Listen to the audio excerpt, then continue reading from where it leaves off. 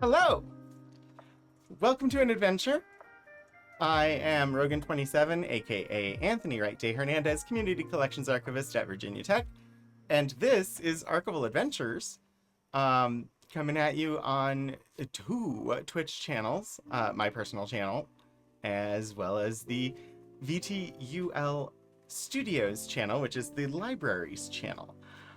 This is the show where we look at things from the collections here in Special Collections and University Archives.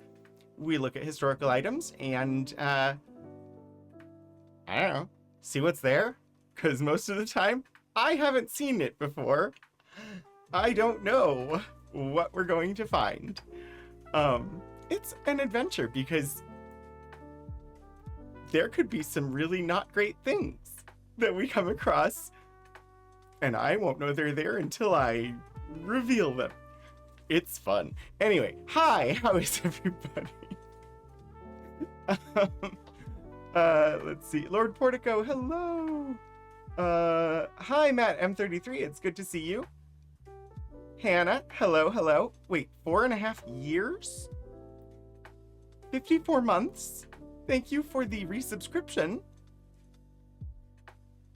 Wow. That's a thing. I have not, as yet, updated the alerts. I do have ideas. I have thoughts. I know what the alerts will be. Someday I have to actually make them. But, as you'll see, nope. Both counters are now here. Aspic is a daily counter. The O total is for the teenager's journal that we're reading once a month. And so that one will just keep counting up as O's happen in the journal. Today, let me make sure I didn't miss anybody or anything. I don't know. Today, we are going to be getting a little taste of some historical kitchen equipment.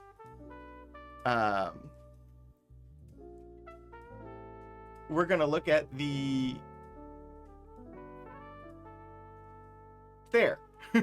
kitchen equipment collection. You know, at some point one would think that I would know where to point to get the correct angles. One would be wrong. Wait. Oh no! I have that text. I have managed to neglect one step in my my getting ready. Hang on one moment, please, while I copy pasta. I will the kitchen equipment collection, 1850 to 2003.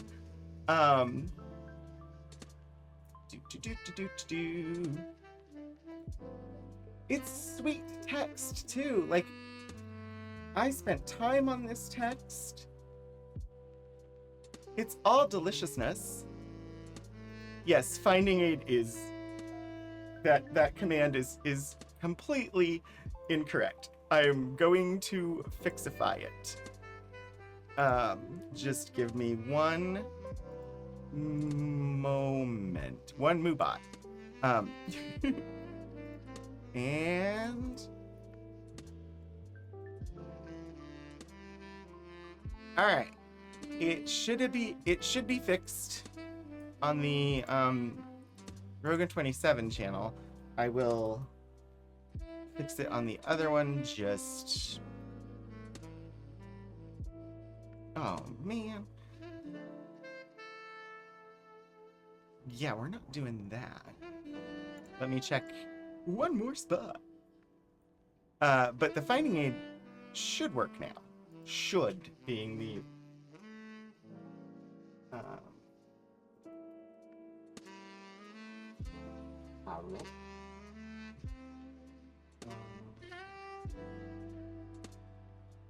nearly there. I thought I was doing excellent today. I thought I had caught all the steps.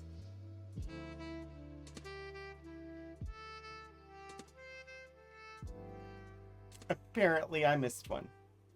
Oh, is it not even going to post?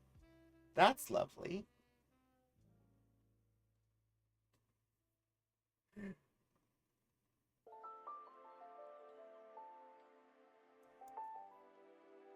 I spent time. There it is.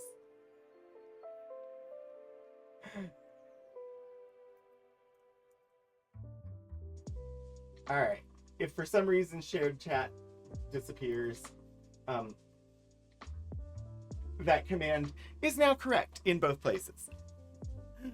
We're cooking up an adventure with an amuse-bouche of the kitchen equipment collection. A main ingredient of items from the United States is seasoned with a sprinkling of materials from Canada, England, France, Germany, and Spain. Peruse the full menu of available historical documents in the finding aid. I think maybe there's a cooldown timer, and maybe it hadn't been long enough. I'm not certain, Hannah. It was nothing that I expected, but who knows with the bots. The bots are going to control us soon and tell us what to do. So yes, we're going to be looking at the kitchen equipment collection, which is 1.8 cubic feet in 2 boxes. And you'll see here, majority of materials in this collection are in English. Some are in German, French, Italian, and Spanish. Includes 5 series of kitchen equipment, housewares, kitchen appliances, kitchen accessories and designs, ranges, stoves and ovens, and other items, which is the most frustrating title. Because it tells you nothing. Hopefully there's more information as we go on. Items range from the antebellum era to the early 2000s. The majority are from the US, with some from Canada, England, France, Germany, and Spain. Items include sales and promotional materials such as catalogs, product cookbooks, brochures, trade cards, coupons, handbills, broadsides, and billheads. Okay, that one is a new term to me, billheads. The collection, I'm gonna have to look that one up because I know all of the other terms. I am not familiar with that term. The collection also has a safety grater with its original packaging and a pie rimmer, crimper, and pastry cutter with an illustrated broadside. Many cookbooks were written for specific appliance products that include details on the appliance. Appliance directions and maintenance manuals are within the collection. Materials provide insight into consumer culture, technology, and history of gender, race, class, sanitation, marketing, and graphic design. Okay, so apparently other... And see here, Series 5, I'm gonna have to fix that. Because in the description, it said that it was divided into 5 series and that one of those series was other items. It is not. Series 5 is ephemera, which is not other items. Ephemera has a very specific meaning and gives an idea of what kinds of things you will find. Paper bags with advertisements. Recipes, greeting cards, notebooks, and other paper-based items that did not fit into other series. Hannah, thank you. According to Wiki, billhead receipts are receipts that were commonly used in business transactions from the late 1860s through the early 1940s. They can be found in present-day transactions, although they are less common today. Many billhead receipts were illustrated and decorated with fancy steel engravings, while others carried no illustrations. In either case, the receipt was important as it stood as your proof of delivery.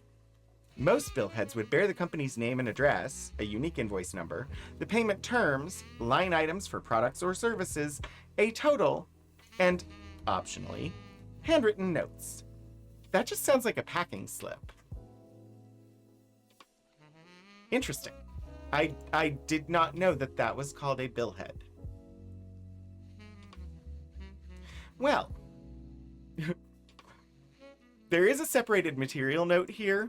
This collection also included more than 100 books, booklets, and other publications. As part of processing, they were removed and cataloged for the rare book collection. So it is possible to track back and see which ones were part of this collection. However, we did not pull those. So we've just got the manuscript materials, not the not those publications. But if you see something in this list here that sounds particularly interesting, like if you want to know how to cook agates, I doubt that's what it's about, but if you wanted to look at the agate cookbook, please let me know in chat and I will be happy to explore it with you. But for now,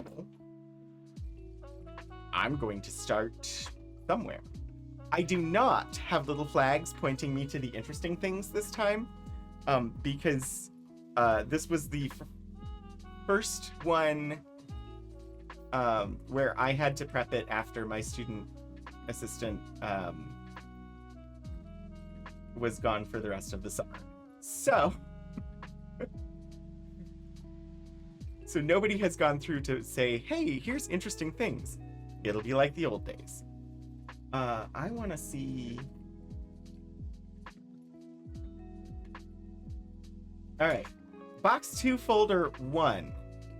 Undated ephemera. That's where I want to start. Because I'm curious. So box 2 is a flat box, and you'll see just sitting in the top of the box. This is the thing that I used as the graphic for this. I forgot that that's where it was. How about we start with this? I shall zoom. I'll probably take it out of plastic just because it'll show better on camera. Has anybody ever heard of Mendets?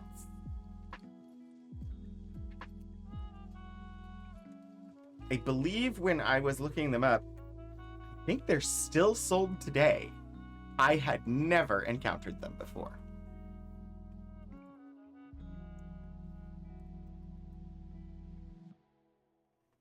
Okay, they're at least on eBay and stuff where you can get them. There might not be modern ones. I don't know.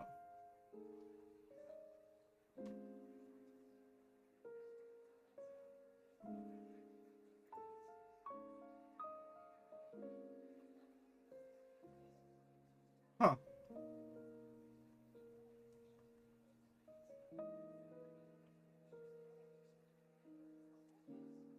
Yay, shiny diamond? Oh, congrats, Madam 33. You've been randomly selected as VIP for the stream. I was like, shiny diamond? But yes, you get the gemstone. Woo! Okay, so Mendets. Men's all leaks instantly. This is a 5-piece kit. Don't throw it away. Mend it with Mendets. Simply tighten, watertight forever. It was 15 cents. Contents 5 pieces. You'll see there are only 4 pieces here. The 5th piece will...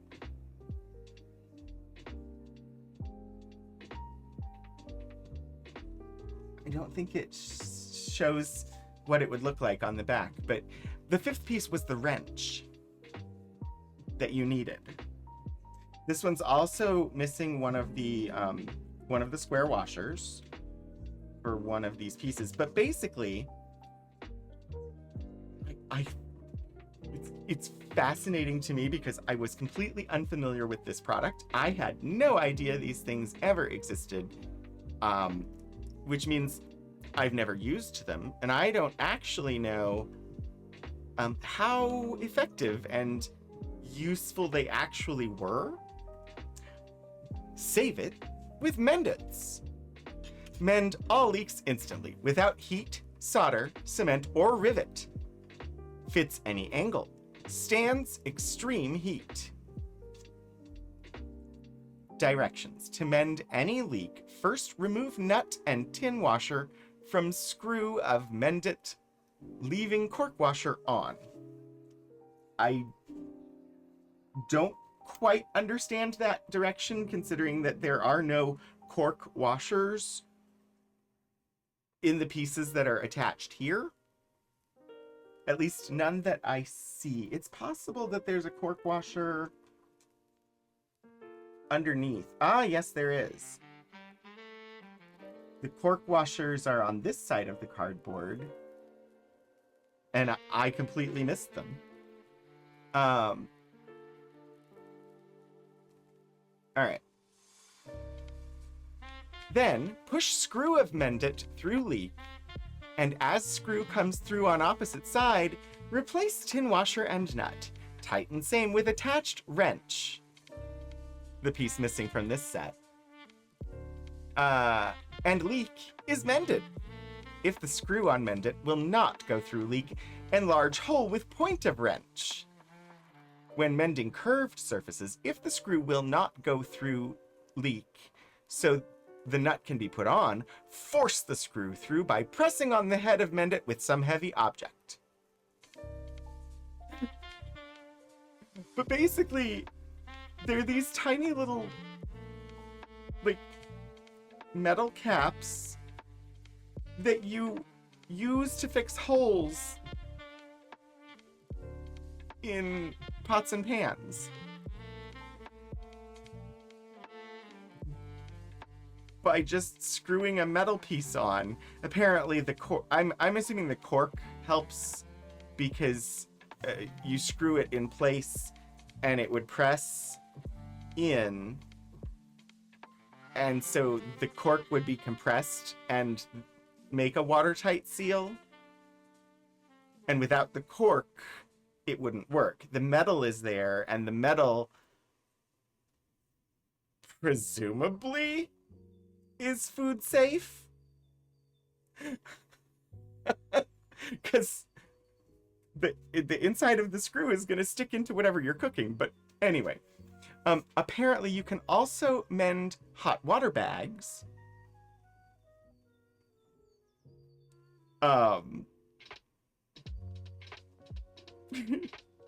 Indispensable to campers. I love this. Before Mendets were known. Let's see if I can clear this up. Autofocus. Oh, it's a bunch of pots and pans being left at the dump. Saved the cost of a tinsmith. So basically the piece that's missing from here is a triangular shaped, hi Stephen Joyce, a triangular shaped, hi Stephen Joyce.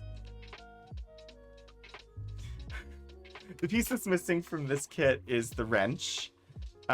It was roughly triangular shaped. I could probably find a picture of it, but it had a pointed end.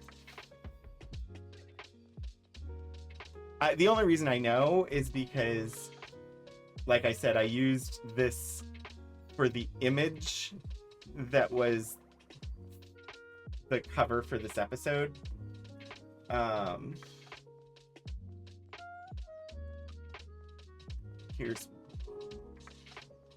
Here's a quick one.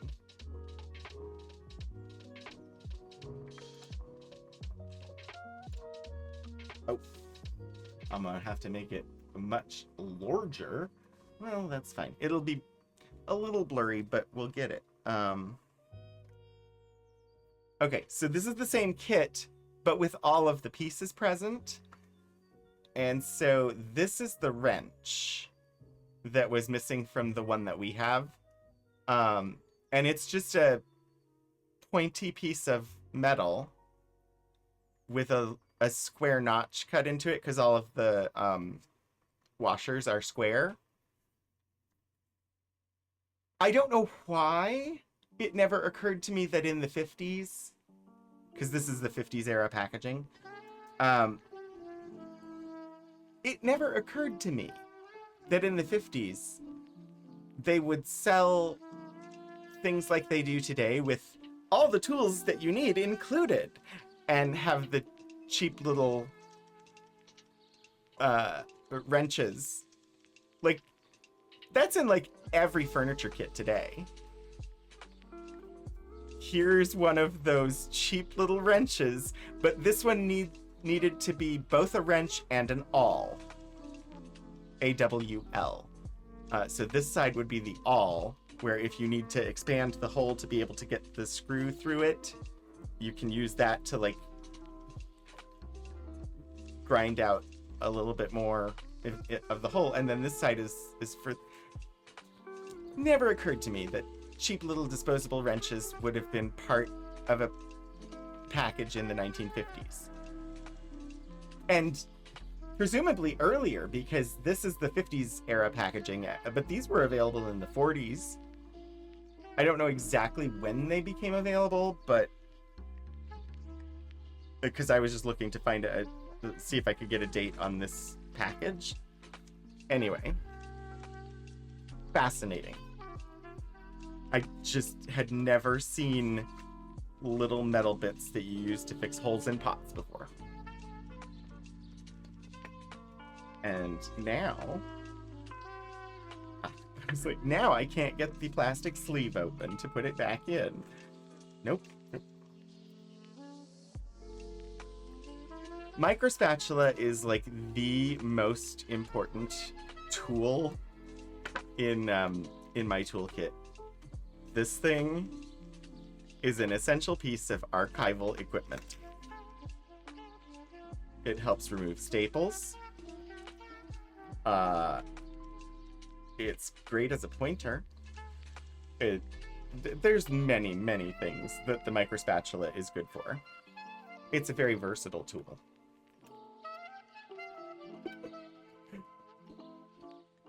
I did, Hannah. I showed it, but I did not read it aloud today. I thought I would give that a try and see. It was up before my face was. It slices. It dices. It's infomercial time. Yeah. Okay, I've got a couple other... Oh, yeah, no, it was... I thought I would try just tossing it up before my face.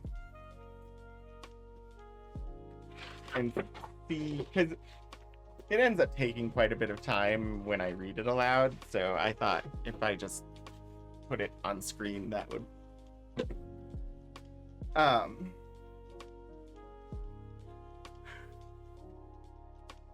So this folder, this box 2 folder 1, is the one that they listed as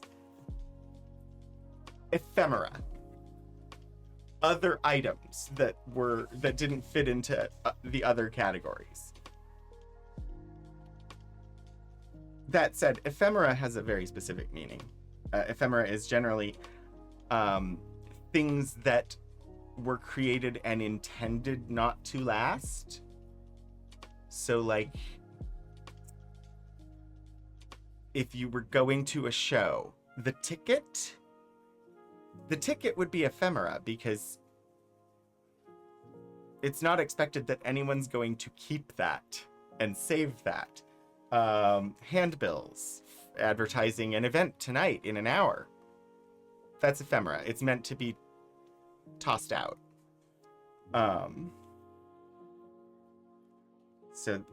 Yeah. Okay. I'm gonna start. Those are often some of the most informative and interesting little things when they are kept. Indeed. Ephemera tend to be really interesting. But people don't think about them because they were meant to be thrown away. They were not meant to be something that would be preserved. They were just things created for everyday use with the assumption that once you're done with it, you don't need it anymore. So this is a paper sack, which was packaging for a stove polishing mitten. Women, save your hands by using Stovene stove polishing mitten for shining your stoves.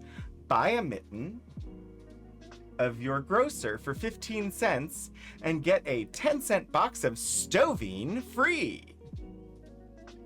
The shine on your stove lasts twice as long when polished with Stovene as when blackened with other stove polishes.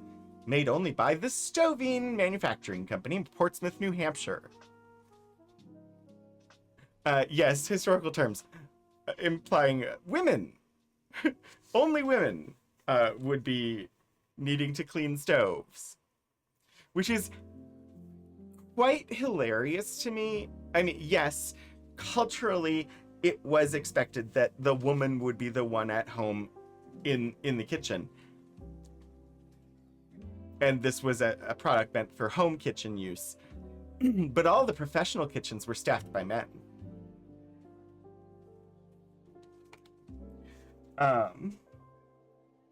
Can't quite make out what it says. SOS. It looks like Defiance, DEFIANCE, but I don't know what that stamp is all about.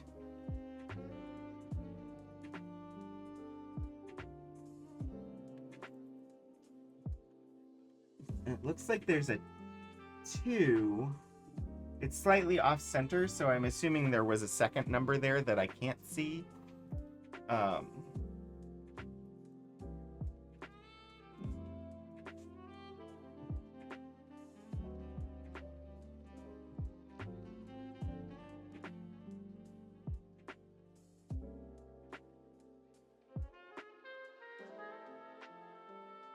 I have found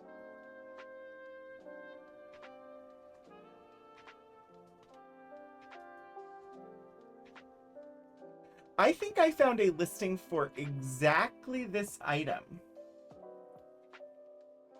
that was, prior to it being in this collection, offered for sale. Which happens more often than, but this is from a bookseller. The Stovene Manufacturing Company. Women, save your hands. I think this is, I mean, it's hard to know for certain because the top edge of the one that I have is slightly more damaged. But based on the patterning of what's visible in the stamp, it's possible this is the exact one that she's got pictured here. It's also possible that it's not. It's hard to tell. Anyway, circa 1895.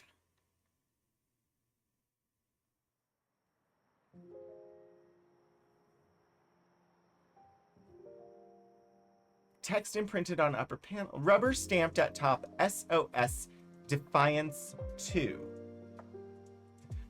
Okay, but so it confirms that I read it correctly, but doesn't say what that means.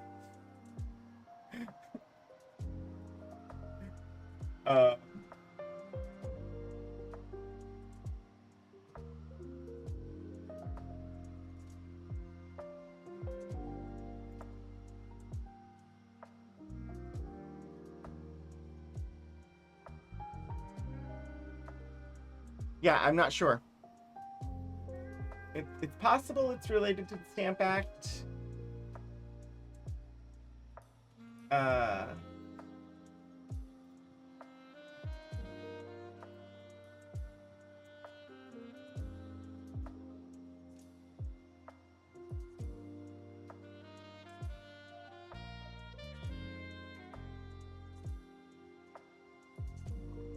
But I am uncertain. Anyway, this was for a stove polishing mitten, which, let me tell you, if you've ever tried to clean your stove, wearing some sort of glove or mitten is certainly called for. Here we have another stove polish brand. So the previous one was Stovene. This one is X-Ray Stove Polish. Another paper sack, slightly crumbling.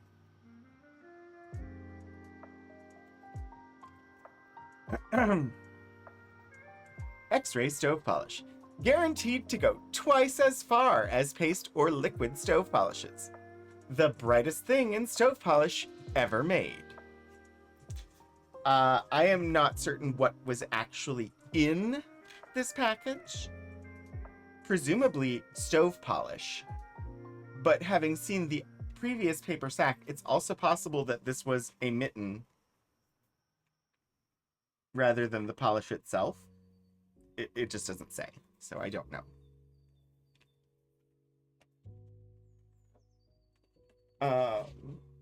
Oh dear. All right, so we've got some cards, or a card. We've got, yeah. We'll continue with the ephemera. I'm not sure that I would class all of these as ephemera. But we'll see. So we have a greeting card to Mother, who's at home on the range, which is, of course, a reference to a song. Oh dear. We are being raided. Hello! Welcome in 16-bit Eric. Welcome in Whimsies. It is great to see you. I hope that the end of your stream went well. I saw out of the corner of my eye that you were playing a game. I didn't see what the game was, but hopefully it was fun. Welcome in, everybody. I am, if you're new here, I'm Rogan27, and I am the Community Collections Archivist at Virginia Tech. I do this show roughly once a week on Wednesday. We look at materials from special collections and university archives here, and see what we can learn. Today we're looking at historical kitchen equipment. So it should be a tasty time. And indeed, if anybody here was not already following 16-bit Eric, I would encourage you to do so. His streams are delicious and quite digestible. Yes, I'm trying to go with the food theme. Shadows of Life, thank you for the bit. And welcome in, Raiders. It's good to see you. Hopefully you find something interesting here. Pretty Witchery, and caffeinated, yes. This is, I don't know the date on this yet. We just started looking at this. It's a greeting card to Mother, who's at home on the range. Don't know if sometimes dates will be on the back, but it doesn't have a copyright date, so.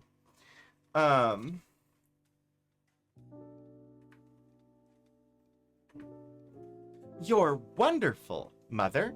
The things that you cook have a heavenly smell and a come hither look. Your meals hit the spot, and let me add too, that can also be said, Mother dear, about you. You also hit the spot. Oh my. This one's a bit saucy. I don't know who Dorothy and Arch were, but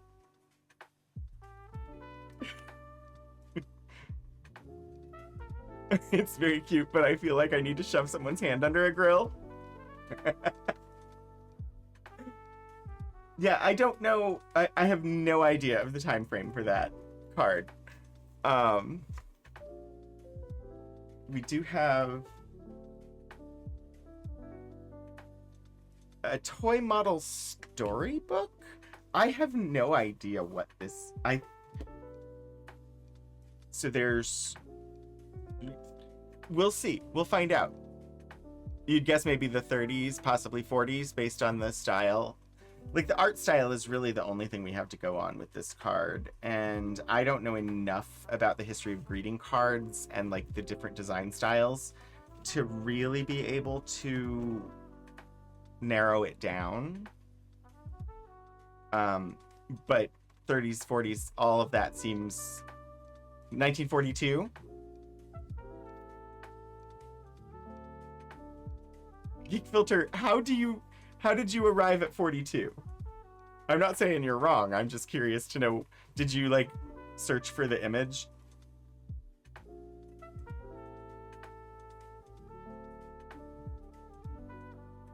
Anyway. It could, of course, be a throwback. All right. I'm going to look at this storybook now. The answer is always 42.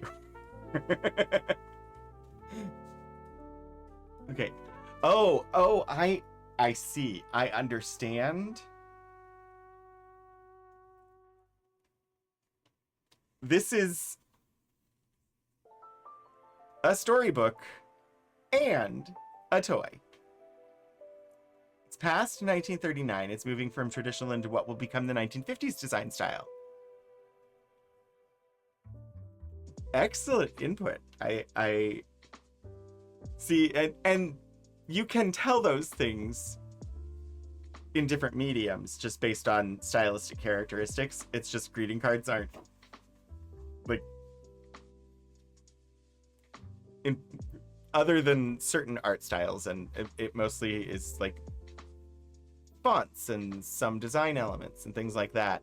Or like if it was a photograph, style of dress, the shape of the cars, things like that will give me clues, but this one I was like, I'm not sure.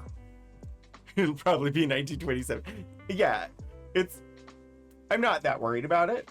As far we know, it was sometime between 1850 and 2003.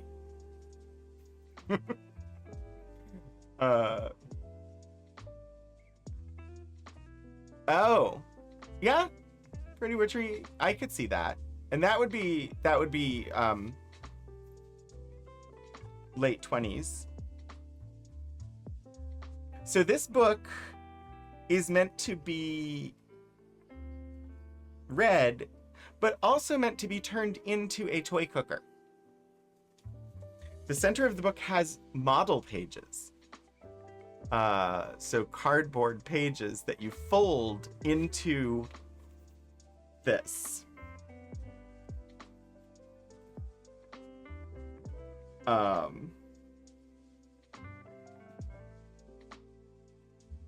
And it's intact.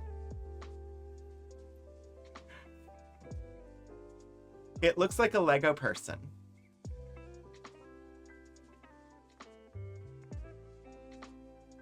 Oh, 1937 was... I knew that was 7 was right, but cover reminds you of Goodnight. Yeah, similar. This is the toy cooker. This is the stove, but doesn't it look like a Lego person?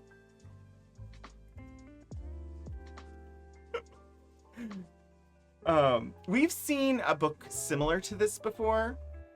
In October of 2020, when we were doing the Richard Scarry episode, there was a book that was meant to be turned into a stage set, but had not been punched out and folded. Random fun fact, there's currently a Goodnight Moon postage stamp set.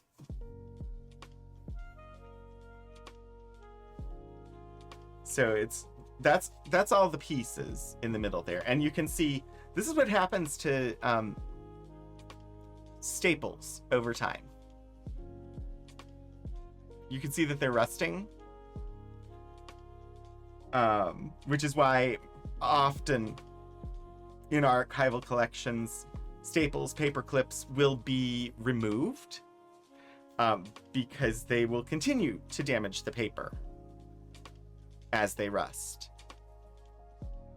Do you have a copier? This is true. And yeah, we do have.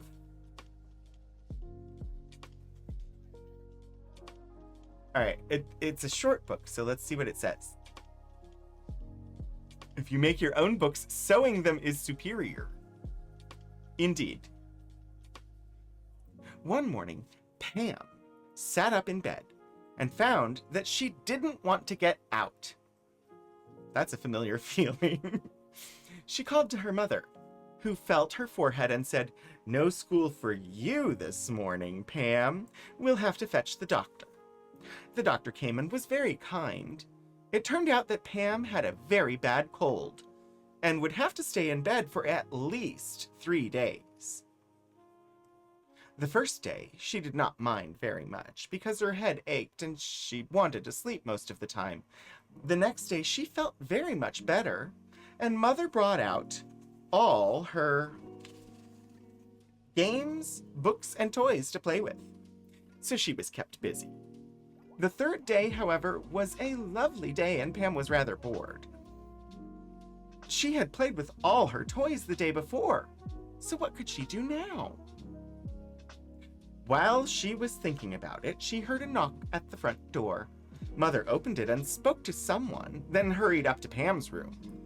"Peter has just called to see you, Pam," she said. "He's coming up to your window. Look, there he is."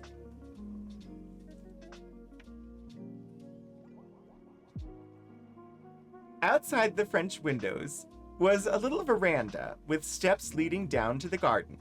Peter, who lived next door, had run up the steps and was smiling in at Pam. "Hello," he called. "How are you?" "Better today," answered Pam, "but I do wish I could get up and come out and play." "Never mind," said Peter.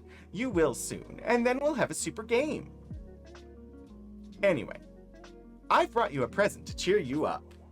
And he handed Pam a parcel, waved a friendly goodbye, and ran away down the steps. Pam was so excited, she could hardly open the parcel.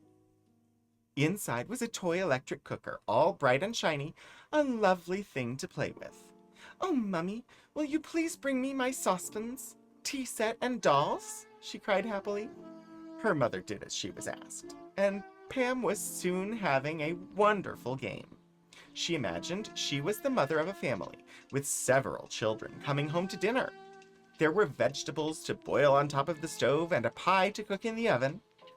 Then there was a tea to prepare, with little jam tarts and a large fruit cake to bake. And lastly, there was a party for the youngest child's birthday. So much to think about. Pam was kept busy for hours making little cakes and buns, and a special iced cake with happy birthday on top. In fact, she was so busy with her meals and the party that time flew by, and she was very surprised when Mummy came in, bringing her lunch on a tray. "Peter just looked over the garden wall," she said, "and wants to know if you like your cooker." "Oh, yes, please tell him that it's just grand, and that as soon as I am up, he shall come in to play with me. And I'll make a special tea all for him." "And I think that you will do that very soon," laughed her mother. "You're better already."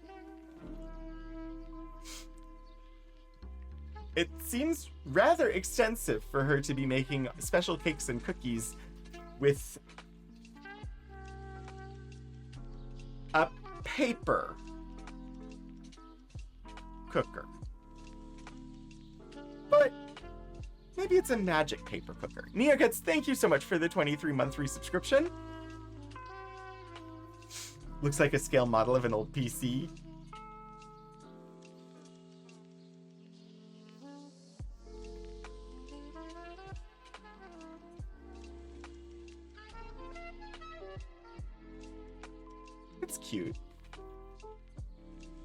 the story would make a child actually want a toy cooker, which is similar to one that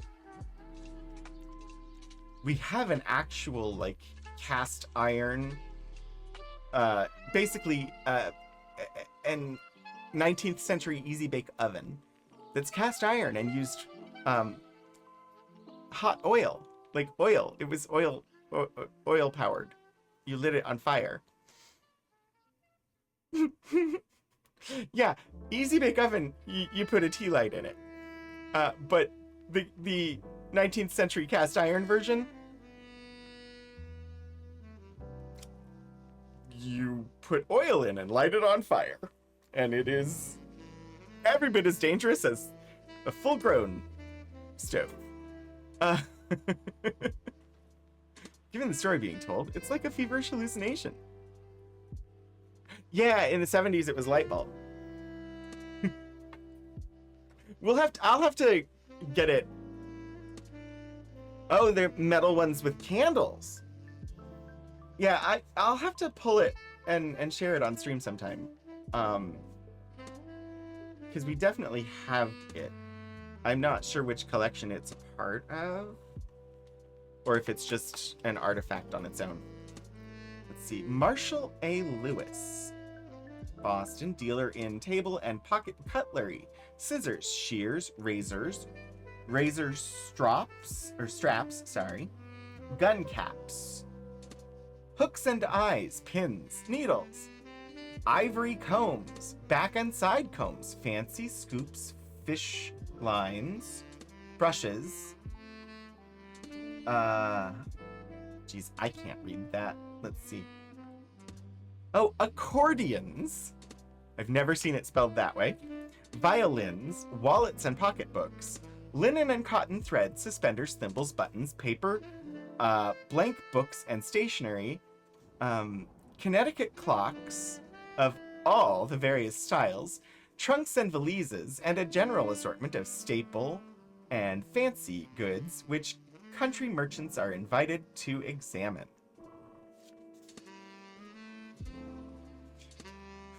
How our generation didn't end up riddled with second-degree burns, I'll never know.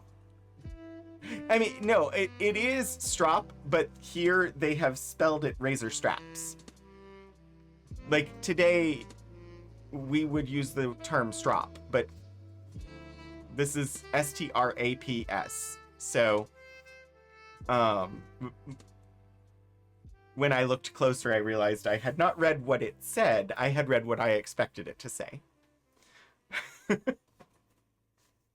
It could easily be a typo. It could also just be that that this merchant called it straps. It appears to be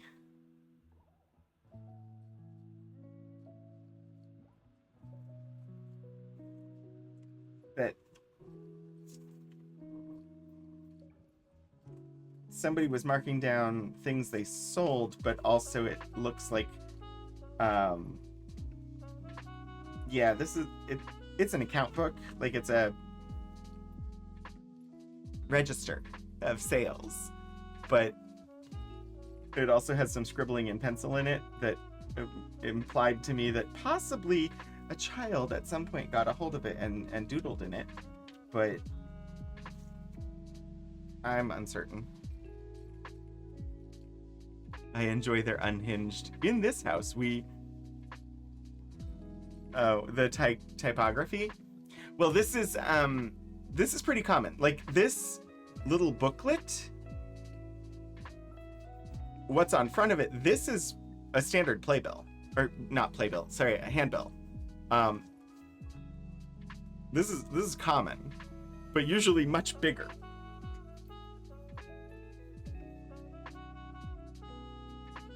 Yeah, I know exactly what you mean.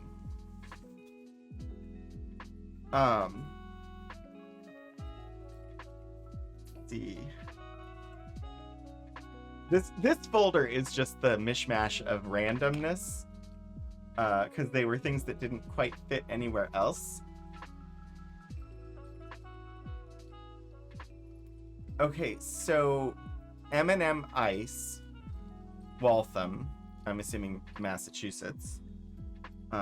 J. McCarthy, 1 trip daily, put card up early. Air-conditioned refrigerators. So if I'm understanding correctly, you would put this up with the number facing up for whichever amount of ice you needed. I think this is for like ice delivery. And so depending on how much you want, you would put this in your window with that number facing upwards. It was about the size of like a field notebook, which is sort of strange that it was detailing sales, because it was a very, very small book.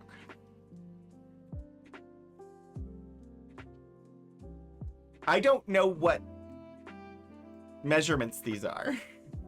Like 60 pounds of ice would definitely seem to be a lot, but I don't know what 15, 20, 30, and 60 are. I don't know what measurement that is. So I don't know how much ice that would ultimately be.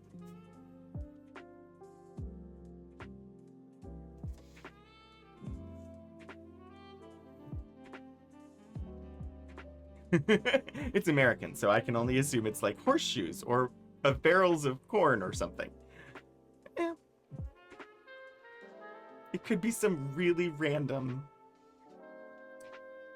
It's 15 hogsheads of ice. That would be more than 60 pounds. But anything but metric. Okay. Chinese porcelain marks and symbols. Hi, Puddle Glum.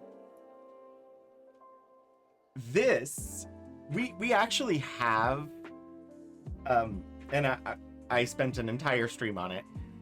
We have a small collection of miniature books, and this would easily fit in the miniature books. It's honestly bigger than most of the miniature books, but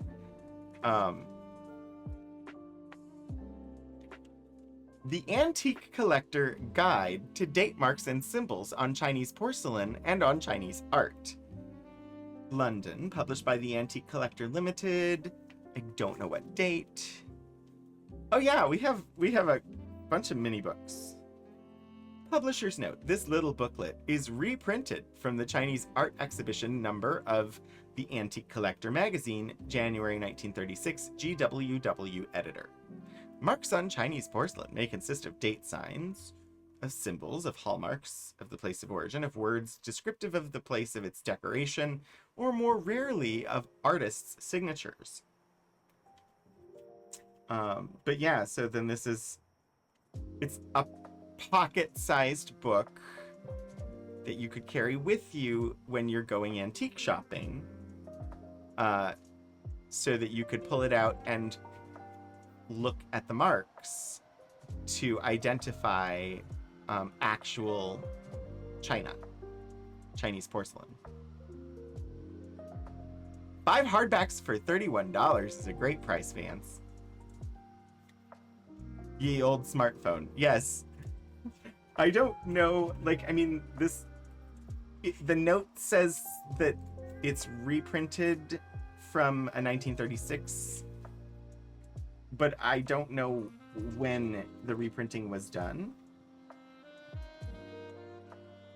It was printed in England by Howdon Best & Company Limited in Ipswich. So if I needed to know when it was printed, I would look up that company and see when they were in operation. Pounds of ice with restaurants having cards going up to 200? I mean, I assume it was meant, to restock your air-conditioned refrigerator. 60 seems a lot, but I don't know. And then there's a recipe in here for bean soup on an index card, undated.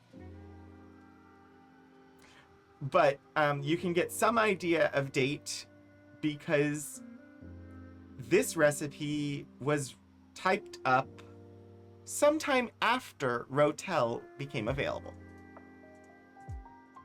I would like 1 large man of ice, please.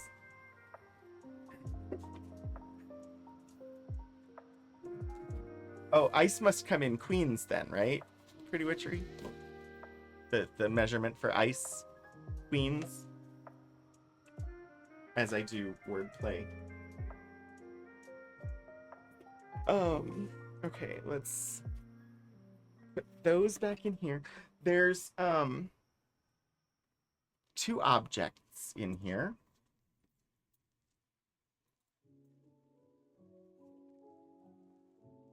So I will let you all tell me what this is while I look for the packaging that belongs around it. Apparently, we are going to be assaulted by an automated ad break. Because those happen. So I will be right back.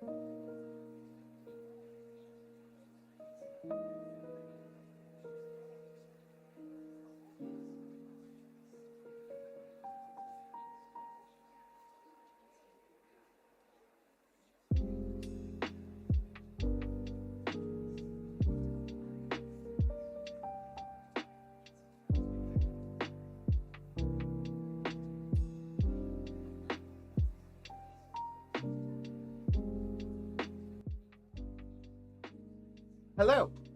Welcome back. I believe we are back from the unfortunate ad invasion. There were things that I saw that happened, like Lord Portico gifting a sub to Pretty Witchery. Thank you, Lord Portico.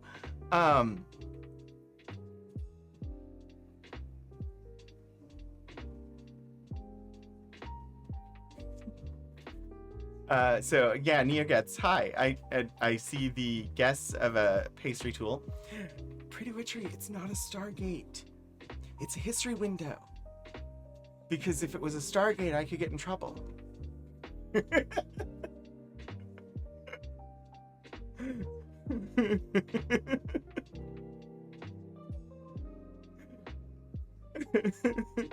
It's a history window. I've actually been considering trying to go for another, like, it's a legally distinct stellar gate. Yes. Oh, Guardian of Forever image. Yes. I hadn't even. Yeah.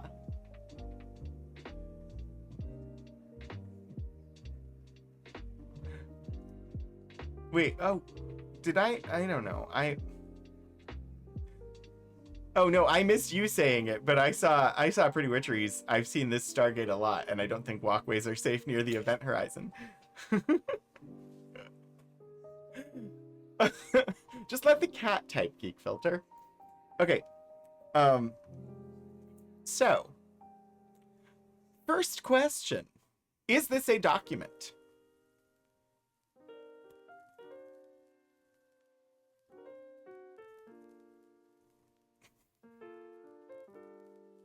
You kind of want to lick it.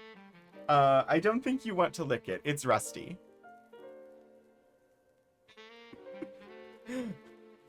I will say that the answer to is this a document is yes. But the only people who will truly understand that are people who attended library school. Since this is about cooking, are you familiar with Agnes Marshall, Queen of the Ices? I'm not. I would assume that Kira probably is. Kira more generally focuses on the food history stuff, or knows more about it than. But we probably have things. Now I go and look and see.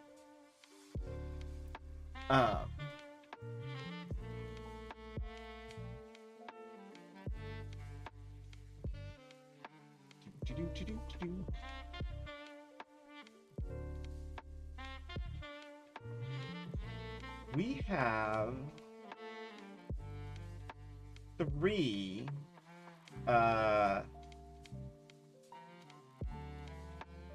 items cataloged in our rare books collection by her. If by the definition of document you mean something cataloged in an archive. I, in fact, was not. I'll just say,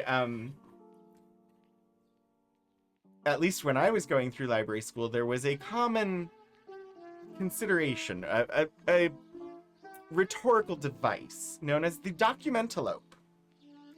And one of the questions that the rhetorical device was meant to pose and be discussed was, is an antelope a document?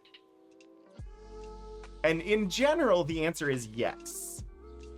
Because the definition of document in that context was something that contains information. And in fact, three-dimensional objects contain information. Antelopes contain information. Fish are bees.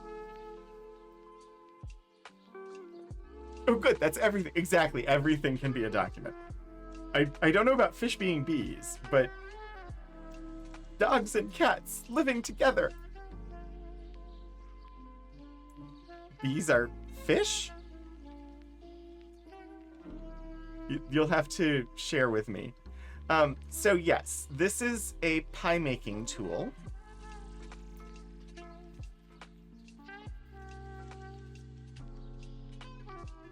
Some silica, hi! Definitely feed and water your documents. Well, assuming that they need water.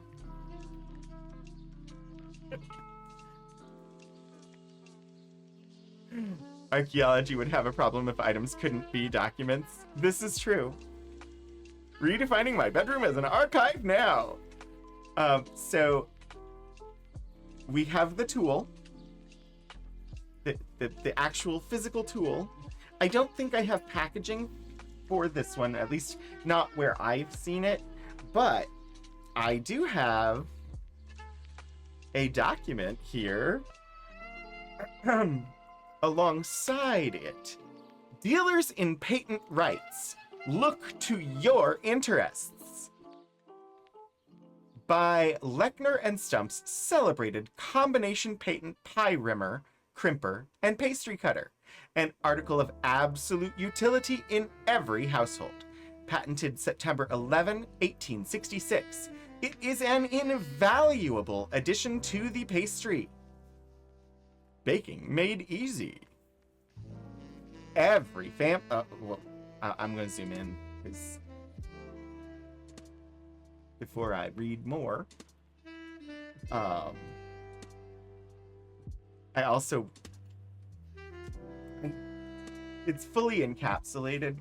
Well, yeah, so I can't take it out of the plastic, which is fine. It just means that I have to deal with glare. Every family in the United States ought to have one. It cuts off the dough around the edge of the pie plate, ornaments it with a neat fringe-like appearance, and at the same time presses the upper and lower crust of the pie firmly together. Warranted not to let out the juice from the pie, which is often very annoying. It consists of a rotary cutter and ornamental roller or crimper attached, in combination with a small corrugated wheel or pastry cutter to one end of a handle, having a butter cutter or print formed upon the other end. The annexed drawing will give a perfect idea of the workings and looks of the machine, which will enable the most inexperienced to use to perfection and convince the most skeptical of its utility and economy. The enviable reputation it has already achieved invites comparison and defies competition. Its neat-like appearance will make it an ornament to the household of the richest, and its low retail price at 50 cents will bring it within the reach of the poorest families. Buy no other until you have seen the combination pie rimmer, crimper, and pastry cutter. Agents wanted in every town and county throughout the United States. State and county rights for sale on reasonable terms. For further particulars, apply to proprietors Lechner and Stump, Sheridan, Pennsylvania. So this is an ad for sales people to go door to door and sell these, essentially. Pastry and pass to cover the bases. But yeah, so you've got this piece, the large wheel, that's meant to cut off the excess pastry and crimp together, imprinting a pattern. This wheel they refer to as a butter cutter.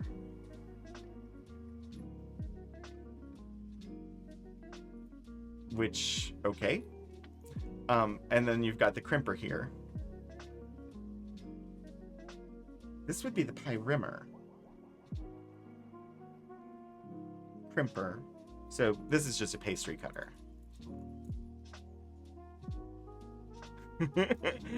In my mind, pies should be sealed by a fork or little birds doing a dance for Snow White.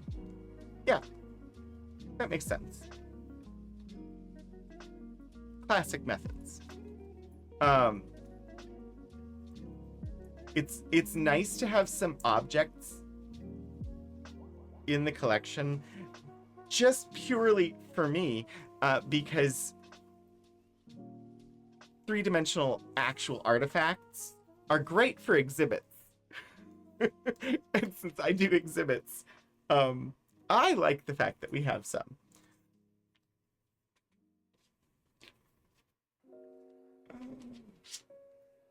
All right, next up, we are going to look at the Dandy Grater. The Dandy Safety Grater, to be more precise. Because not only do I have this envelope that we shall read, I actually have the Dandy Safety Grater. Never wanted pie like I want that gooseberry pie in that movie. Gooseberry pie is very good if you like tart. Also, if you're able to get a hold of gooseberries, which are very hard to get in my area. So this is the Safety Grater. We'll look closely at it in a moment. Economical, practical, modern. Dandy Safety Grater. Price 50 cents. No teeth or sharp edges on which to cut fingers. Absolutely sanitary, easily cleaned. Will leave no dregs or ungraded matter on the board, but will grate everything absolutely clean. Made of rust-resisting metal. Grates rolls, bread, raw vegetables, cooked vegetables, cheese, apples, onions, suet, soap for chips, horseradish, nutmeg, chocolate, coconut, etc. And yes, that is coconut, but that's an older spelling of it. Directions: press firmly on food to be grated while moving up and down. For extra fine, baby or invalid food, move in circular or rotating motion. Yeah, I agree. I think it's way too big for nutmeg.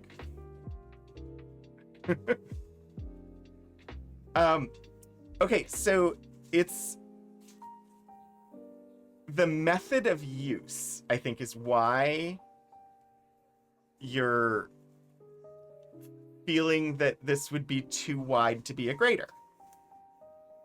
When I first saw it, before I came across the envelope that it was packaged in, I was like, why do we have a flat spider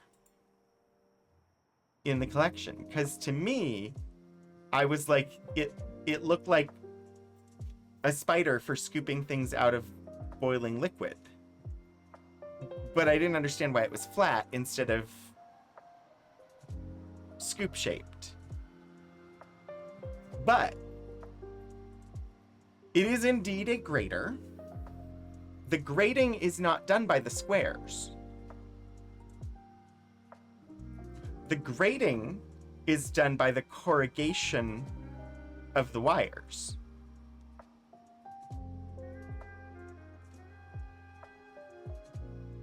So the squares are there to let the grated material fall to the counter, but you grate things by rubbing them across it so they get grated by the bumps in the wire rather than by the squares themselves. So I haven't seen it in operation. I don't know exactly what the texture of the grated stuff would end up being. But yeah, nutmeg would be possible. I don't think it would be fun. I think it would be frustrating to grate nutmeg on it. I also, while it is a safety grater, and it claims that there are no teeth or sharp edges on which to cut fingers, I guarantee you I could take a chunk out of my thumb on this thing.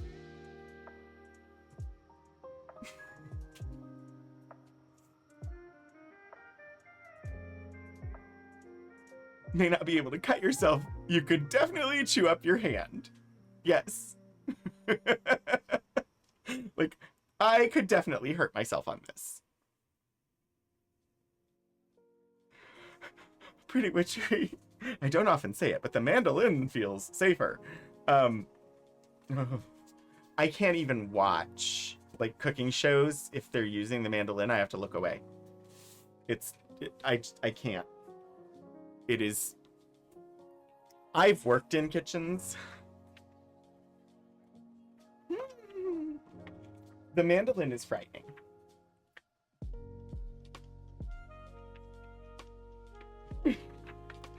Mandolin has handguards. This has no handguard. Maybe if you got the oven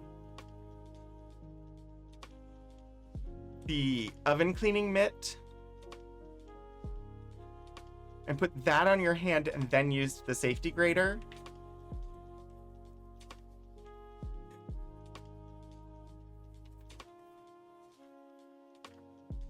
Finger slicer 500. All right, let's continue perusing. Tinware.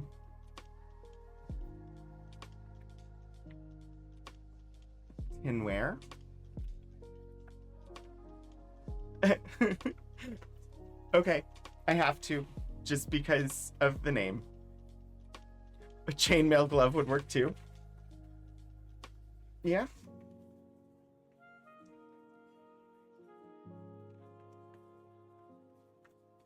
In lieu of Kevlar. Okay, yeah, we're gonna leave it in the plastic because it's pretty flimsy. Excelsior!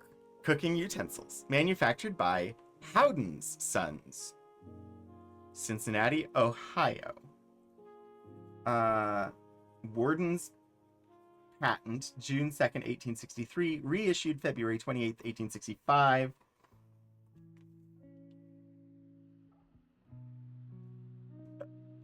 Okay, I'm gonna read it.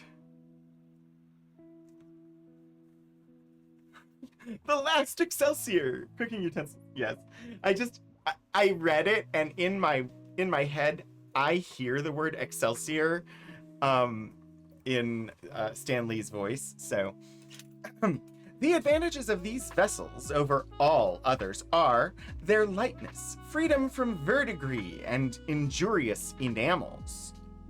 Oh wow, that dates this.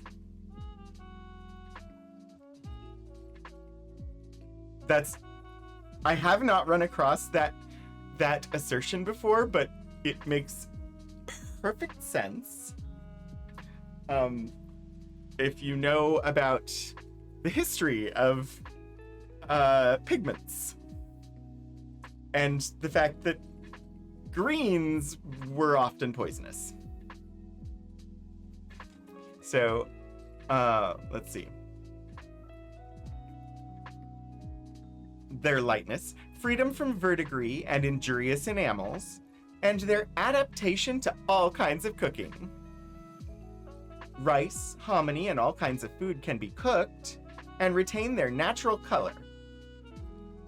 And receives no impure taste from the vessel, as is the case with copper bottoms, ordinary iron pots, and impure enamel. It has iron only where it is needed, over the fire. And as the iron is always covered by water, it cannot injure any food or fruit.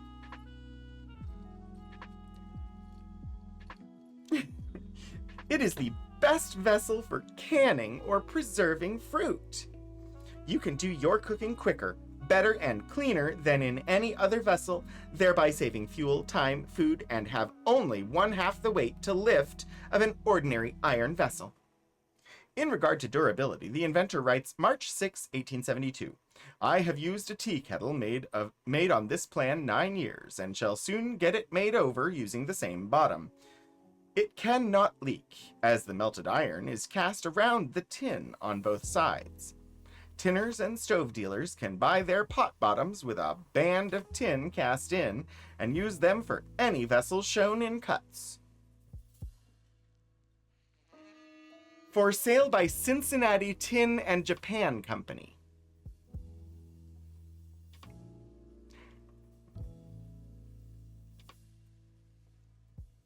I have not previously encountered a name like that. Arsenic green is very pretty. So is the nuclear green. There's a radioactive like green that comes from use of uranium for coloration in glass specifically, or not glass.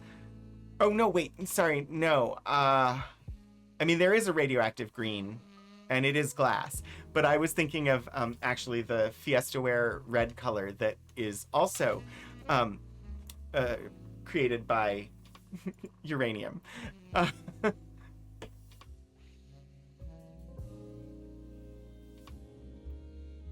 Um,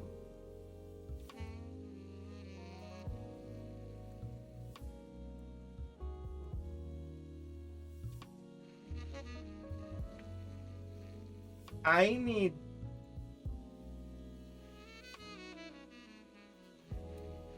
to know more.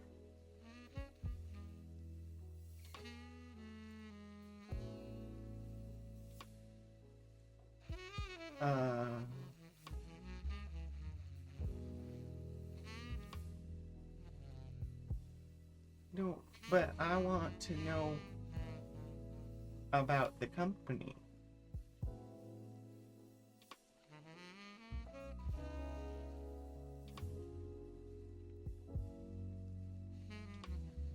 Sets.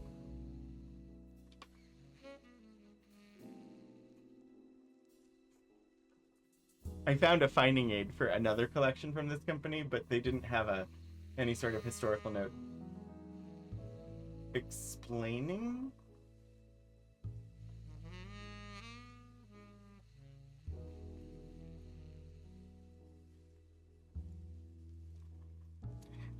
I'm like, I'm probably getting confused because they sold pots and pans. And so I initially wondered, was there some reason that they were called Japans? But I don't think that's the case. I do not know why this company has the word Japan in their name. I can find a lot of references to them. At a quick search, am not able to find a history of this company to explain.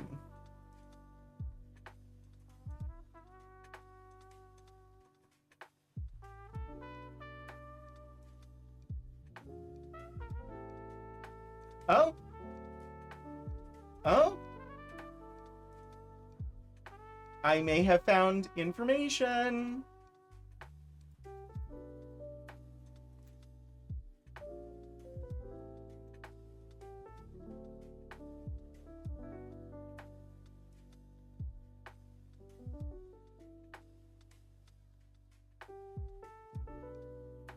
Okay. It is... We are not understanding the term as intended. Orange is uranium oxide, yes. Uranium glass isn't going to hurt anyone. Most older plates have a lot of lead, too.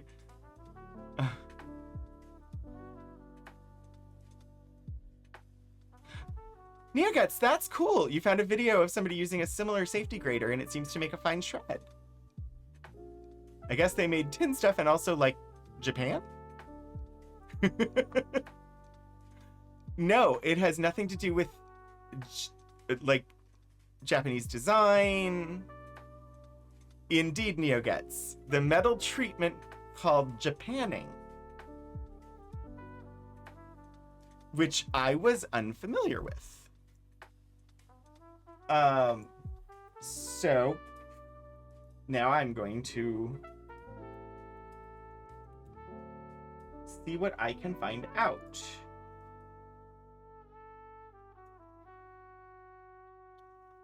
Japanning.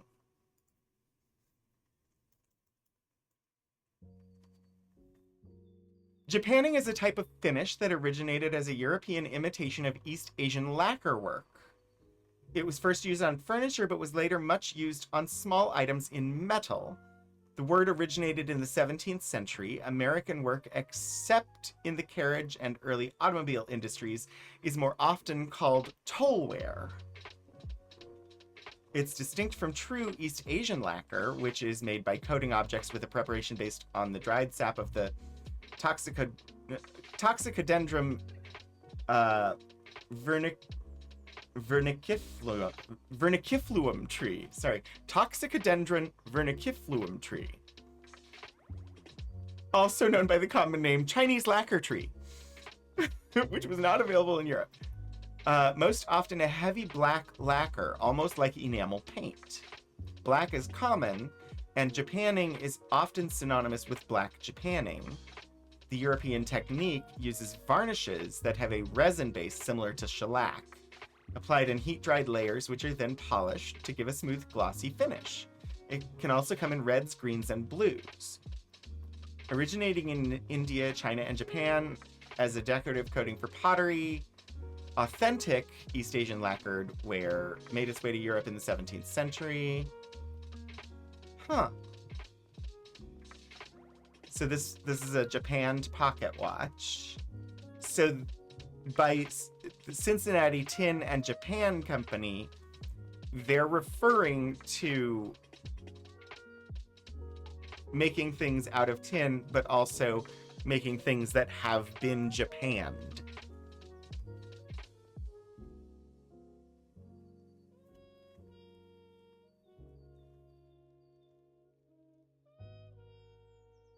Which is just essentially a form of varnishing.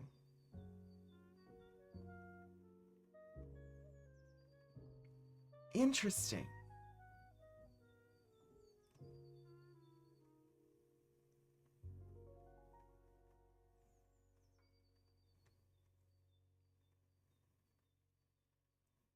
Ironware was japanned black for decorative reasons. It was also used to render it rust-proof, suitable for carrying water. A significant industry developed at Pontypool and Usk in South Wales shortly before tin plate began to be made in that area.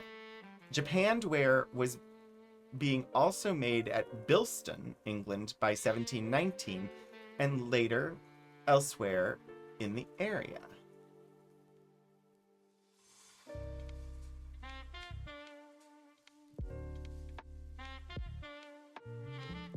Huh.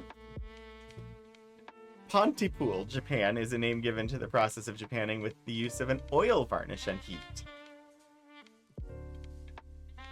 Toxicodendron is a genus of sumac, poison ivy, and poison oak.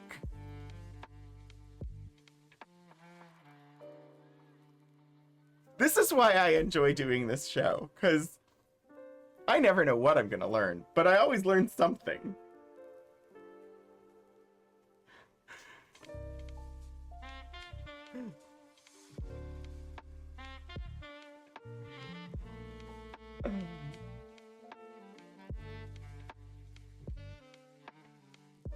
From the Greek name poison tree. Let's see, this says Elizabeth David Ltd. Used for the rust and other surface damage resistance in metal projects. Interesting. I was completely unfamiliar with that term. All right, so Elizabeth David, kitchen utensils. We've got a postcard, a sample of some stationery. The 1968-69 catalogue, apparently.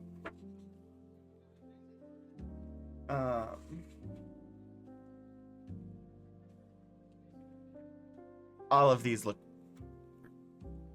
pretty normal. Nothing's jumping out at me in these pictures right now of as like, I have no idea what that is. If I see something, we'll figure it out. But like, a person who does not cook, is familiar with basically all of the things that I've seen in this book so far.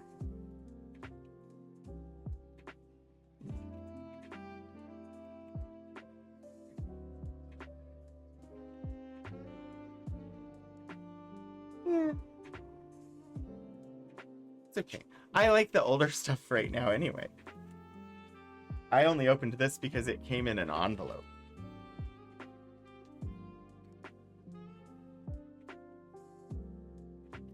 It was in an envelope to sort of keep it all together. But that one's less interesting to me. Let's see what else we got. A Fulton steamer. Cooking by Steam. H.L. Duncklee's Fulton steamer. Copyright secured. A great revolution in cooking. A meal of 8 or 10 varieties cooked over one hole of a stove or range in less time than it can be done by any other process. Puddings, cake, or bread cooked at the same time over meats, poultry, potatoes, cabbage, turnips, beets, and onions without partaking of the flavor of these vegetables.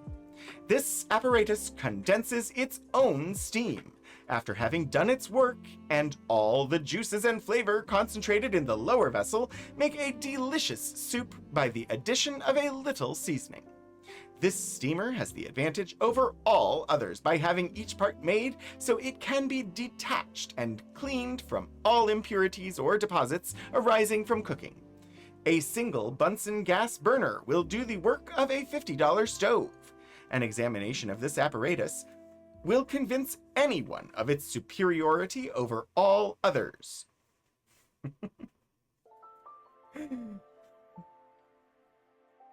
It's almost like a broadside, but it's not, because it doesn't. Steaming's wonderful for its speed and lack of oils. You know, if this was just made out of bamboo, it would be great for steamed buns.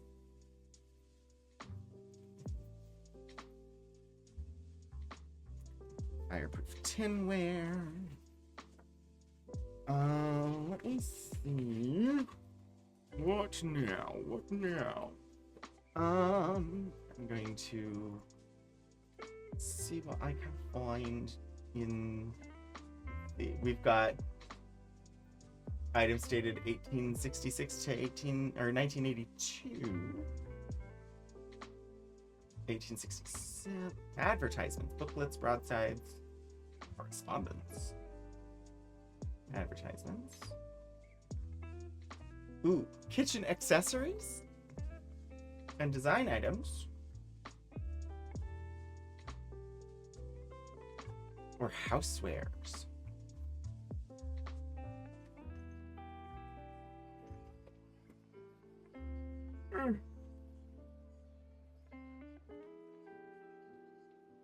Well, we'll start here. Housewares, Billheads. Remember when I didn't know what Billheads were at the start of this stream? This is a Billhead.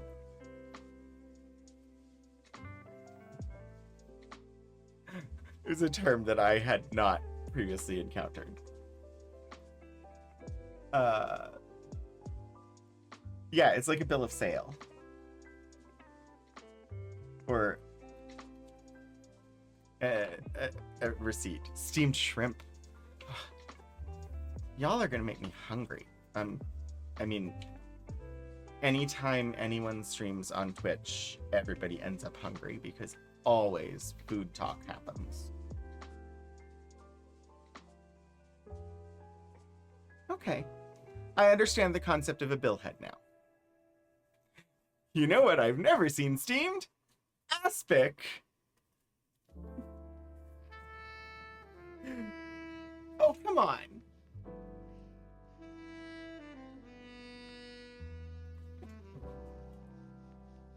What? But...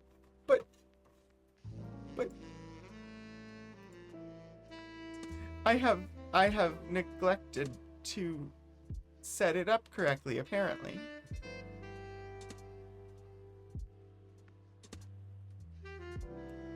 Ah.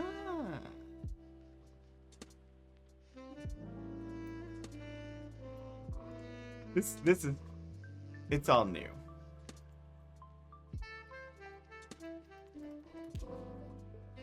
Haha!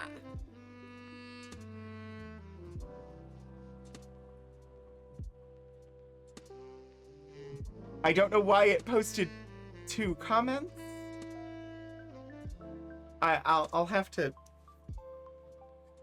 figure out why that happened. But no, it's because I didn't get the command correct. Anyway. Booklets. Broadsides. Yes. Broadsides. The billheads were interesting mostly just so that I understood what a billhead was, but they're less interesting for streaming than broadsides, which are fun to read. All right.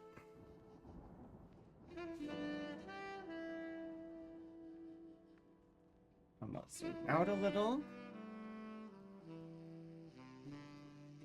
Waste no more fruit or vegetables. Use the Union Parer and Corer for potatoes, carrots, parsnips, turnips, squash, apples, pears, quinces, and firm peaches.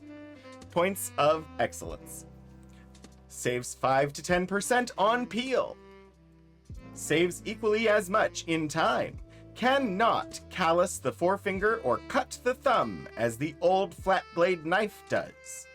Takes off an even peel. Is easily cleaned by allowing hot water to run through the tube. Is always ready for use. Every blade is warranted to be of refined steel, therefore can be re-sharpened. For potatoes, it is by far the very best knife in the market, as its peculiar construction enables the blade to follow a curve or uneven surface as well as a straight one.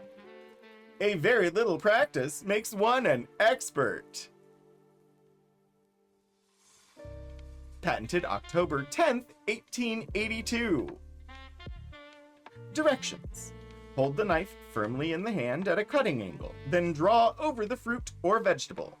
The more rapidly the better, always allowing the peel to pass through the center of the slot to avoid clogging. Use the point of the knife to remove the eyes of the potatoes and the side of the scoop to remove the decayed parts or fruits or vegetables. In coring, be sure to turn the knife from right over to left and not from left to right, as is usual. Huh?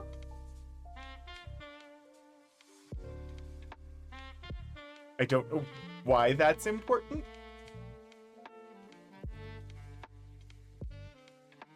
Possibly because of where it's sharpened? I'm not sure. I love the end. Try it and you will discard all flat blade knives.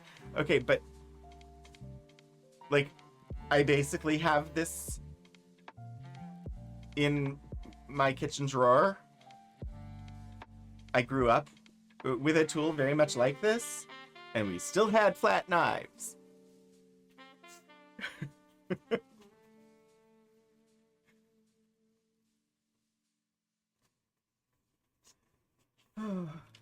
Most people would prefer not to be expert potato peelers, considering that potato peeling was often a punishment. The matchless Sifter, Colander, and Strainer combined. Patented January 17th, 1879.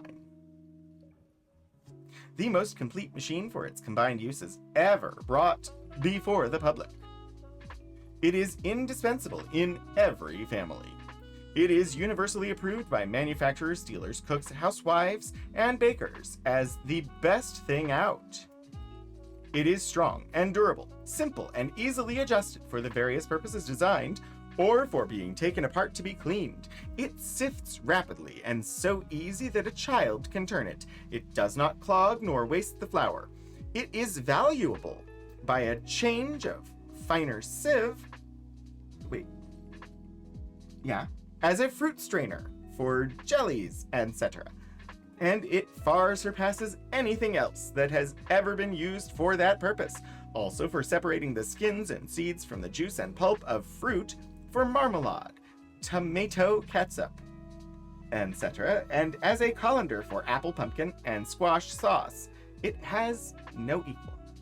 This machine is made entirely of tin and tinned wire, it being better than brass or copper to resist the corroding effects of the acids of fruits.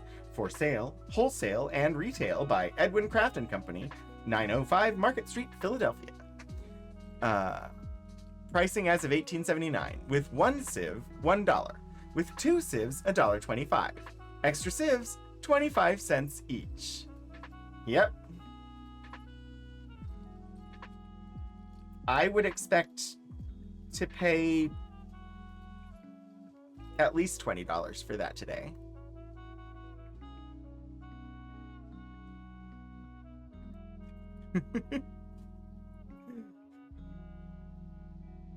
This is basically the infomercial of the 19th century. Broadsides.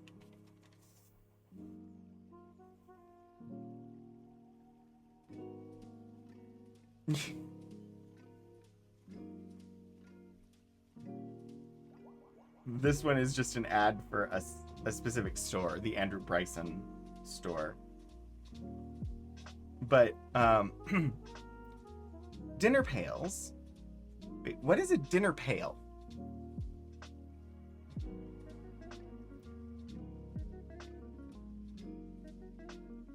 Apparently they cost 19 to 48 cents, but I have no idea what a dinner pail is. Pie plates, 3 to 5 cents. 10-quart milk pails, 19 to 98 cents. Oh, like a lunch pail. Thank you.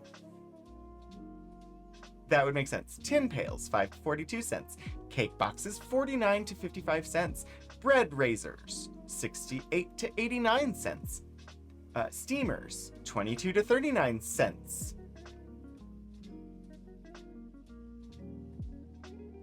Ah! Examine our steam cookers, 92 cents and up. Every description of tinware at bargain prices. Wire broilers, 4 to 24 cents. Wire strainers, 3 to 40 cents. Wire dish strainers, 16 to 23 cents. Agate teapots, 69 cents to $1.19. Agate saucepans, 43 to 87 cents. Why? I've never heard of agate being used for cookware before. That is new to me. Is there a specific reason why agate? Porcelain lined kettles, wooden rolling pins. Everything's like the only thing that is more than $1 would be the high-end agate teapot.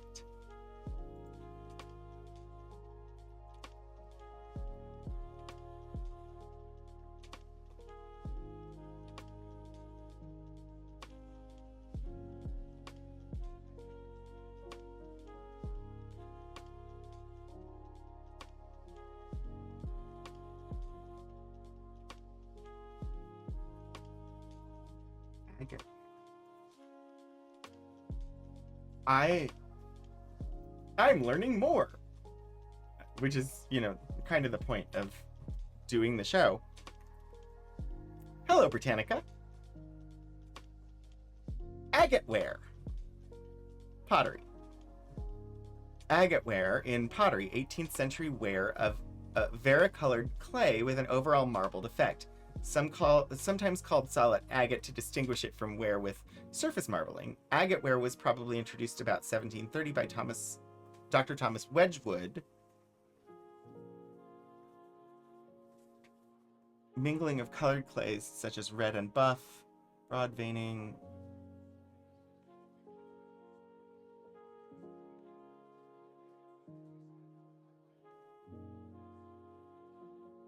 Huh. So it's just pottery.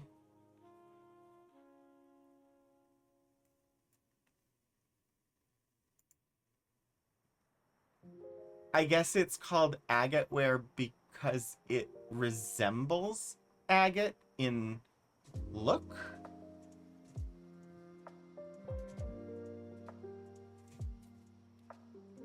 I was completely unfamiliar with agate ware.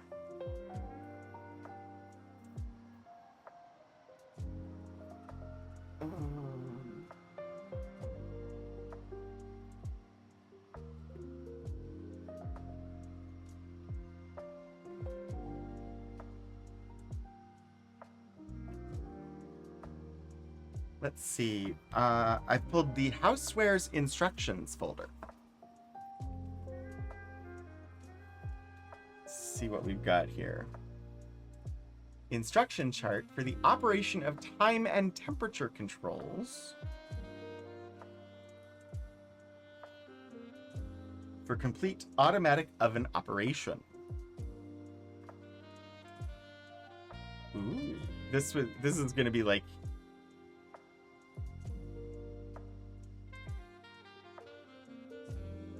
time and temperature controls on an oven. Commonplace for us today.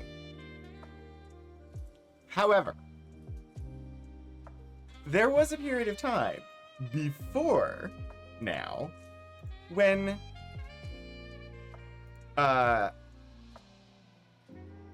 having a time and a temperature control on your oven would be bizarre, and you would need instructions. An agate teapot. Oh, this is pretty.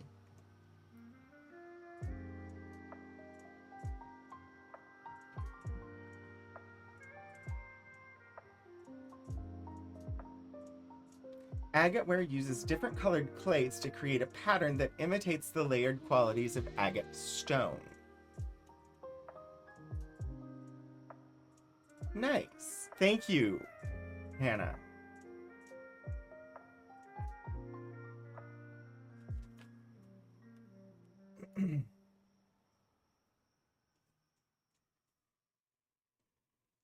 Okay, so early stove controls, early oven controls.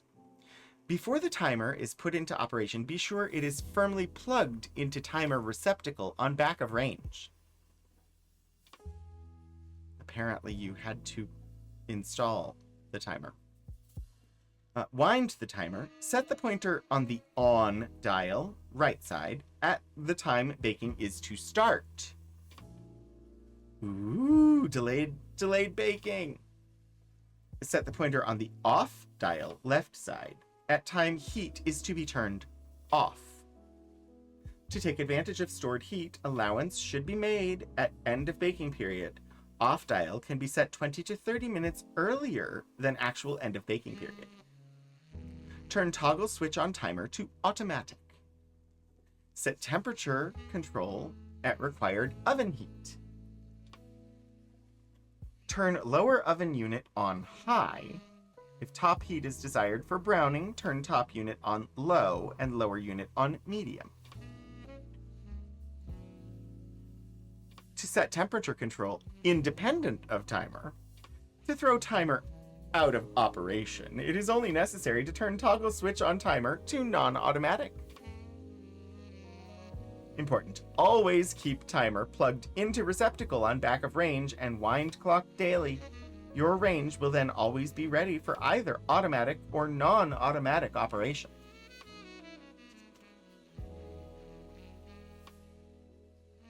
Every control is thoroughly tested and calibrated before leaving the factory.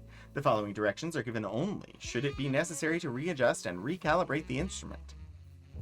In determining the oven temperature, use a 6-inch tested Taylor oven thermometer placed on a grate about 3 to 4 inches above the lower heater in the center of the oven. A thermometer of this make can usually be purchased in any good hardware store. There is only one adjustment to make to calibrate and check the device. To calibrate, proceed as follows. Observe the switch cases and be sure that all fuses are in perfect order. Turn the indicating dial up until 400 appears under the indicator. Turn the bottom heater switch only to the highest position. This is very detailed, which is great, but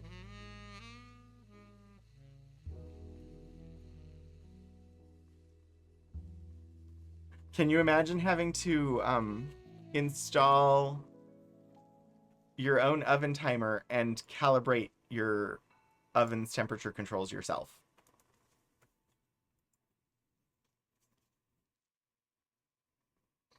But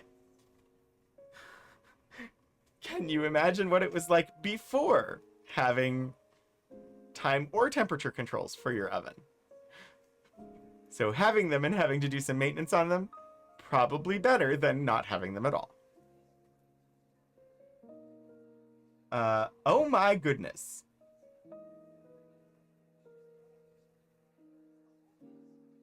Do you see what this is?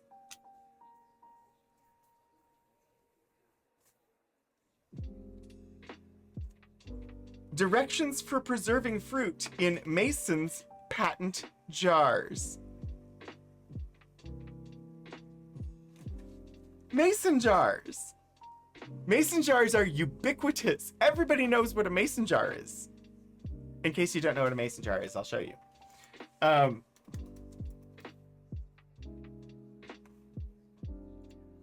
like, mason jars are stupendously universal today. So the fact that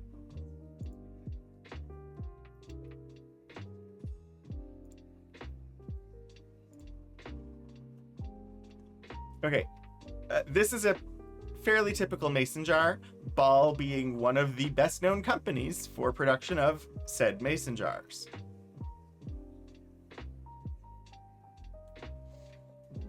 Yes, it's called using student ovens, where the dials are all blank and you just have to feel it out. Oh dear. But yeah, it's an ad, or it's instructions for using a mason jar.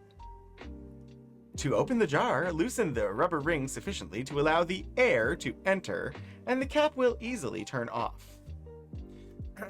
Fill the jars while cold with fruit. Make a syrup of sugar, quantity as below, and pour into the jar until it is filled halfway up the neck. Put the jar in a boiler with a grate, pebbles or straw at the bottom to keep the glass from actual contact with the bottom, and fill the boiler to the neck of the jar with cold water. Cover and boil as below. The boiling being completed, remove the jars, and after standing about 5 minutes, put on the rubber ring and cap and screw down gently with the hands. After 5 minutes more, apply the wrench with vigor and put away in a cool place. Or cook the fruit and syrup made as directed. Heat jars in hot water, fill with the hot fruit, wipe the top of the jar clean, put on the rubber ring and cap as above directed. Quinces should be boiled in clear water in a covered kettle until tender, then carefully placed in warm jars which, filled with boiling syrup, and seal the jars as above. Tomatoes may be stewed and poured into warm jars and sealed as above, or if preferred, put into cold jars, whole or sliced, and the jars filled with cold water, then cooked in a boiler as first described. Syrup. All syrup should be well boiled before applied to the fruit, as it prevents its fermenting. Cider may be kept fresh and sweet by simply heating it until it throws off steam, then putting it into hot jars and sealing immediately.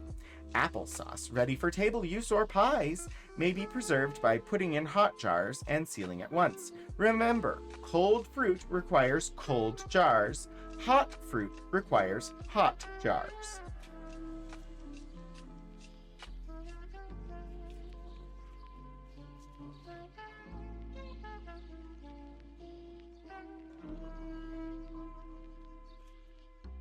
Ben's patent can top, nozzle and spout combined.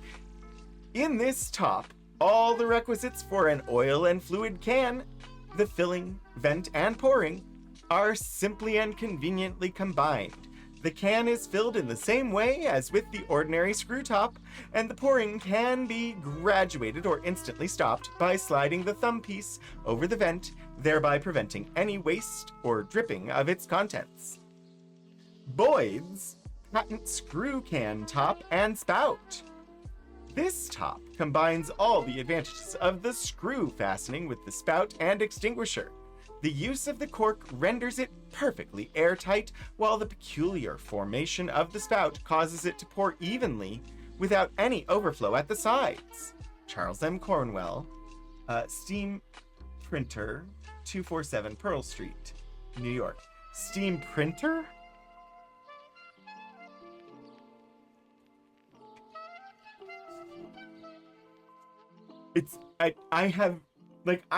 We've got stuff from the Ball Company, stuff about mason jars, but this is early enough in the existence of mason jars that they call them Mason's patent jars.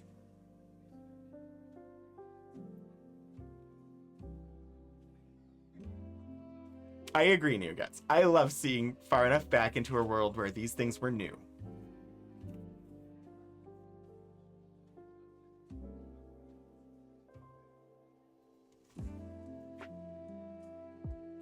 This is packaging for a can opener. Safe, easy, opens all sizes and shapes of cans. No more cut fingers. Vaughn's Safety Roll Junior. Trademark, registered USA, sold the world over. Can opener, directions on back of card. I will say that from a modern perspective, this naming is somewhat unfortunate, because this shape, this general illustration, Safety Roll Junior, immediately brings up toilet roll or toilet paper. How to use, and it's a new enough concept that you need instructions for how to use a hand crank can opener.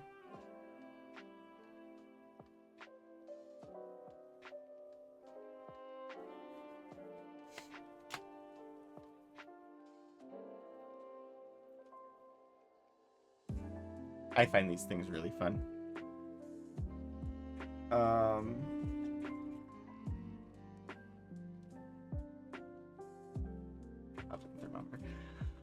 Sadly, they had to start somewhere with instructions. Sadly, we are out of time. There are always more items than we possibly have time for. I enjoyed looking at the things today.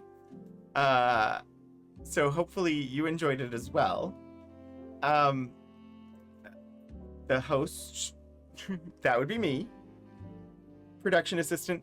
Jules did select this topic.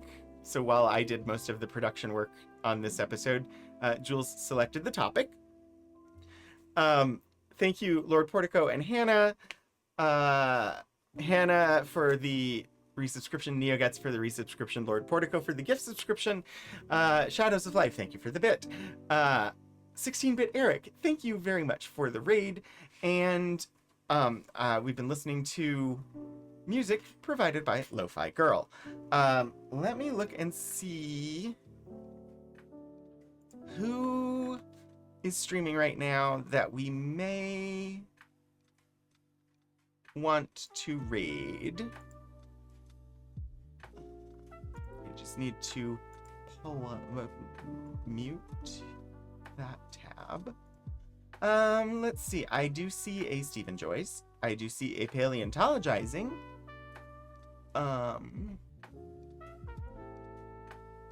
I do see a Monterey Bay Aquarium. I do see Maths. We're going to raid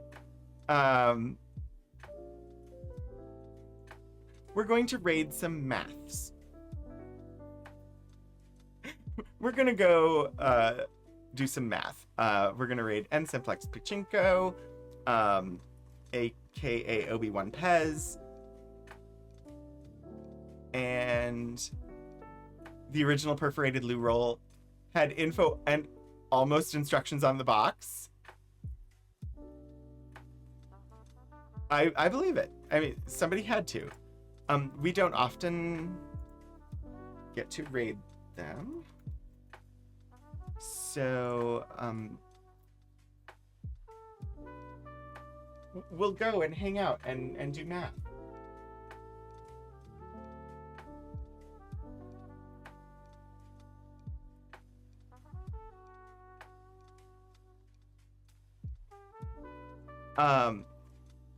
But yeah, thank you everybody for joining me. Next week, there will be something. One might think that I might know what I have coming up. One, again, would be wrong. I have no idea. I also forgot that I had a shortcut and just needed to do one click to find out. If the spreadsheet will open, I will tell you what's coming up next week. We'll see. Oh! Next week, we are returning to our, the diary of a Confederate teenager. So I'm sure the O counter will increase next Wednesday. Hopefully some of you will join.